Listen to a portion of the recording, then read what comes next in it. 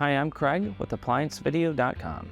Today, we'll be taking a look at your 6-inch Halient element on this GE electric range.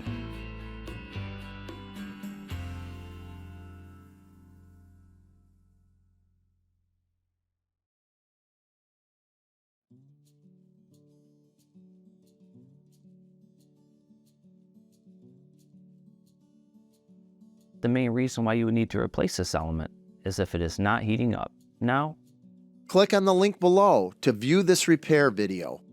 ApplianceVideo.com guides you step by step, giving you the confidence to avoid recalls and callbacks, also saving time on repairs. Whether you're up against an uncommon repair or the latest appliance on the market, our videos have been created with you in mind. Our growing library of videos have been produced using our factory-certified technicians who have extensive infield experience over the past 30 years. ApplianceVideo.com provides high-quality repair videos that anyone can follow, regardless of their skill level. We are here to help. Click on the link below to view this repair video and let us help you do it right the first time.